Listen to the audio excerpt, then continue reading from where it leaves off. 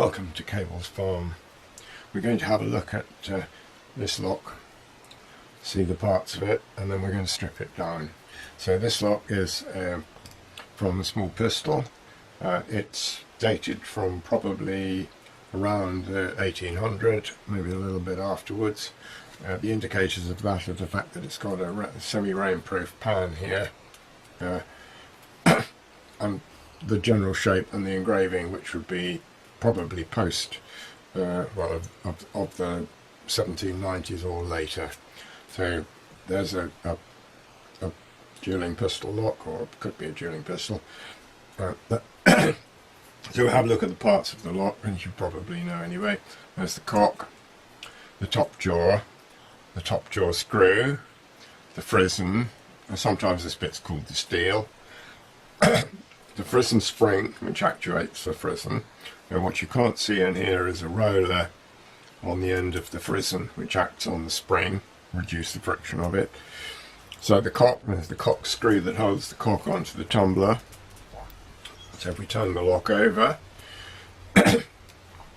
here's the screw that's the pivot for the frizzen. This is the mainspring. Mainspring has got a peg hole at this end which goes into a hole in the lock plate. It's got a little mortise up under there which takes the end of this curly bit on here, and it's got a claw on the end of it which hangs on this link here, the link there. The link is attached to the arm on the tumbler, which is inside this mechanism here. The tumbler has a shaft which has got the cock on one end of it and comes out through this axle here. So here you've got the bridle, which is the bit that holds it all together, held on by two screws and a little peg here. Sometimes they're held on by an additional screw here. Sometimes they're neither a peg nor a screw, they're just held on by two screws on cheaper guns. So these two screws hold the bridle on. This screw is also the pivot for the sear. The sear is the bit that releases the tumbler and fires the gun. It's actuated by the trigger, which presses on this arm here, which you can see sticking out there. So that the trigger will press on there. That causes the end of the sear here to disengage from the tumbler and allows the tumbler to rotate under the force of the mainspring. So that's basically how the lock works. So we'll now do a very quick strip of the lock. So we'll need screwdrivers, a pin vise, I'll explain that later, a small hammer, a toolmaker's clamp, and a mainspring clamp. The mainspring clamp is a bit of an option. We could use a bigger version of a toolmaker's clamp there. So whoops, it's not in view. So there's the mainspring clamp, toolmaker's clamp. Right, so let's get to work. So here's the first thing to do then, before we can do anything else, is to take the mainspring off. There's two ways to do that. We can either use a mainspring clamp, or I'll show you how to use a toolmaker's clamp. So we'll put it on half cock. So the sear's gone in there. We will stick the toolmaker's clamp on the mainspring as near as we can to the little gadget, and we'll tighten up the toolmaker's clamp. Now we'll very carefully, the pan's open, notice, we'll very carefully let the half cock down, and that will relax the mainspring and it'll come out. So we've got the mainspring out with the clamp on it, which is handy. So there we are, we've now got the mainspring off. We can now work on the lock. So we've got two screws visible here, the pivot of the frizzen here, and the little screw which holds the frizzen spring on goes into this little torpedo shaped piece of the spring here. So probably the easiest way to do this, I'll take the mainspring. I will let the mainspring out from here.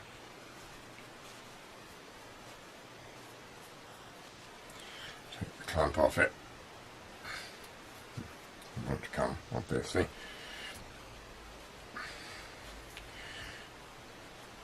There we are.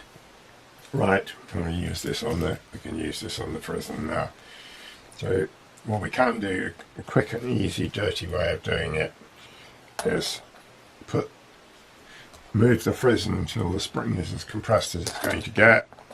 Drop the toolmaker's clamp over the spring, tighten it up, and then let the frizzen down, and then the spring should be free. So we can then take our screwdriver, unscrew the pivot. It comes out nice and easily because there's no force on it now, hopefully. We can take that out and the frizzen spring will fall off.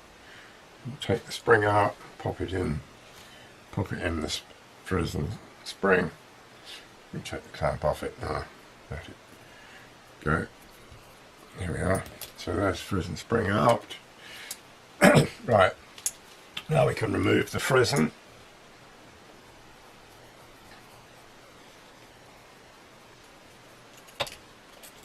No tension on that. We'll just pop the screw back in there so we don't lose it. It's essential to have a little pot like this to put all your bits in so you don't lose them. Right, now we're at the point where, well, we can take the top jaw screw out and the top jaw out. Just for completeness. Right, now we can remove the cock. This can be quite difficult, but I have a method of removing it which is very effective.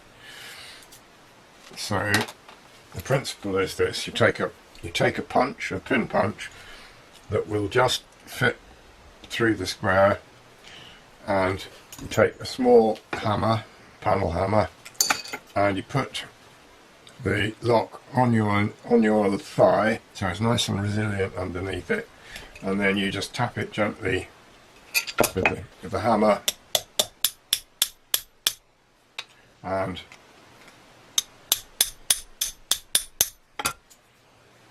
the cock comes off. So there's the cock out of the way. Now we're free to strip down the mechanism.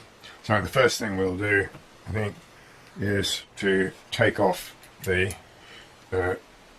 sear spring. So we'll tighten up our that's probably not going to work. Tighten up our, no, it's not going to work.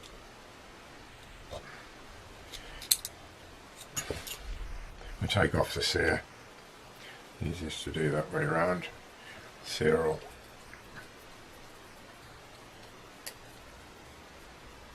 So the sear spring's now free. We just take the tension off the sear spring and pull out the pivot, and there's the sear. Put the screw through there so we don't forget which it belongs to. Now we can take off the sear spring. Sear spring's held on by this screw and a little tab that goes into a slot in the lock plate. So that's the sear spring out of the way. Leave the screw in there. So now we've got the tumbler held on by one screw. So we take the tumbler up, the bridle rather, held on by one screw. So you take that screw out and the bridle should now come out. You can see there the pin that goes into this hole next to the screw hole, so that locates it properly. So there's the bridle. Now the tumbler's free. So there's the tumbler, complete with its link. I'm not going to take the link out, but that just unscrews in this case. On some of them it'll be a half joint here and you can lift it out. So there's the tumbler out, and there's the lock. So we've now got all the parts of the lock here. We've got the frizzen spring, the main spring, the lock plate, the tumbler, the other way out. The bridle, the sear, the cock, the sear spring, the top jaw and top jaw screw, and the cock screw. So that's, pull them in a bit, there we are, that's the complete out.